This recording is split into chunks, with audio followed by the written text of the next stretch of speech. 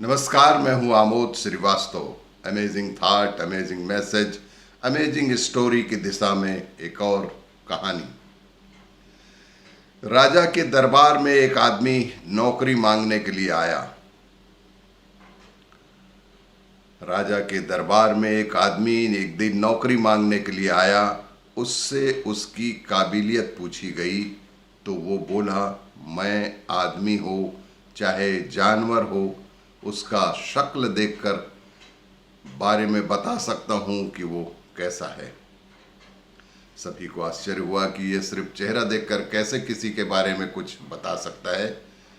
राजा ने उसे अपने खास घोड़ों के अस्तबल का इंचार्ज बना दिया। राजा ने उसे अपने खास घोड़ों के अस्तबल का इंचार्ज बना दिया। कुछ ही दिन बाद राजा ने उससे अपने सबसे महंगे और मनपसंद घोड़े के बारे में पूछा तो उसने कहा कि यह घोड़ा नस्ली नहीं है। यह घोड़ा नस्ली नहीं है। राजा को हैरानी हुई। उसने जंगल से घोड़े वाले को बुलाकर पूछा।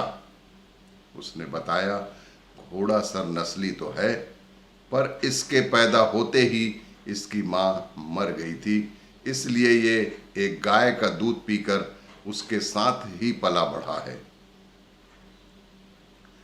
राजा ने अपने नौकर को बुलाया और पूछा कि तुम कैसे पता लगा लेते हो कि घोड़ा नस्ली नहीं है।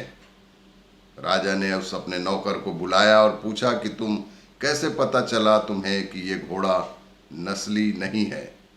उसने कहा, जनाब, जब ये घास खाता है तो गायों की तरह सर नीचे करके जुगाली करता है, जबकि नस्ली घोड़ा घास मुंह में लेकर सर उठा लेता है। राजा उसकी काबिलियत से बहुत खुश हुआ। उसने नौकर के घर अनाज, घी, मुर्गे और ढेर सारी बकरियां बतौर इनाम में भिजवा दिया। राजा खुश होकर उस नौकर के घर अनाज, घी, मुर्गे और ढेर सारी बकरियां बतौर इनाम में भिजवा दिए और अब उसे रानी के महल में तैनात कर दिया। कुछ दिनों बाद राजा ने उससे रानी के बारे में राय मांगी तो उसने कहा, तौर तरीके से तो रानी जैसे ही है, लेकिन पैदाइशी नहीं है। राजा के पैरों से जमीन ही जैसे खिसक गई। उसने अपनी सास को बुलाया। सास ने कहा, हकीकत ये है कि आपके पिताजी ने मेरे पति से हमारी बेटी की पैदाइश पर ही रिश्ता मांग लिया था, लेकिन हमारी बेटी 6 महीने में ही मर गई थी।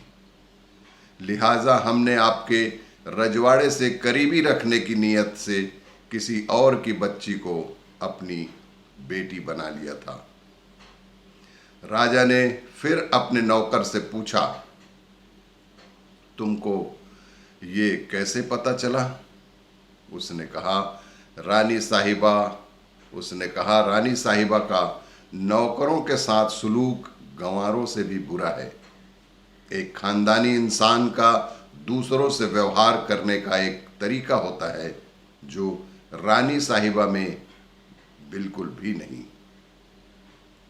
राजा फिर उसकी पारखी नजरों से बहुत ही खुश हुआ और फिर से बहुत सारा अनाज, भेड़, बकरियां बतौर इनाम में उसके घर पहुंचा दी गई। उसे अपने दरबार में तैनात कर लिया। अब उस नौकर को राजा साहब ने अपने दरबार में तैनात कर दिया। कुछ वक्त गुजरा। राजा ने फिर नौकर को बुलाया और अपने बारे में पूछा।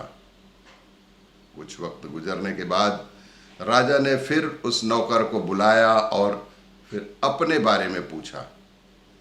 नौकर ने कहा, जान की सलामती हो तो कहूं। नौकर ने पहले कहा कि जनाब, जान की सलामती हो तो कहूं। राजा ने वादा किया कि जान की सलामती है, तो उसने कहा, ना तो आप राजा के बेटे हो और न ही आपका चाल चलन राजाओं वाला है। इस पर राजा को बहुत गुस्सा आया, मगर जान की सलामती का वचन दे चुका था राजा सीधा अपनी माँ के महल पहुंचा। माँ ने कहा, ये सच है कि तुम एक चरवाहे के बेटे हो, हमारी औलाद नहीं थी तो तुम्हें हमने गोद लेकर पाल पोस कर बड़ा किया है। राजा ने नौकर को बुलाया और पूछा, बता हरामखोर, तुझे ये कैसे पता चला जो तुमने पहले कहा है? उसने कहा, राजा किसी को इनाम दिया करते हैं तो हीरे मोती और जवाहरात की शक्ल में देते हैं।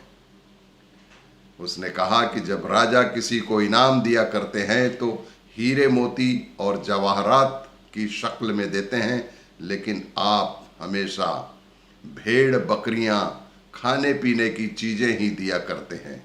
ये रवैया तो किसी राजा का नहीं, किसी चरवाहे के बेटे का ही हो सकता है। इसी तरह की कहानियों के लिए देखते रहिए मेरा वीडियो। लाइक करें, शेयर करें और सब्सक्राइब अवश्य करें। धन्यवाद।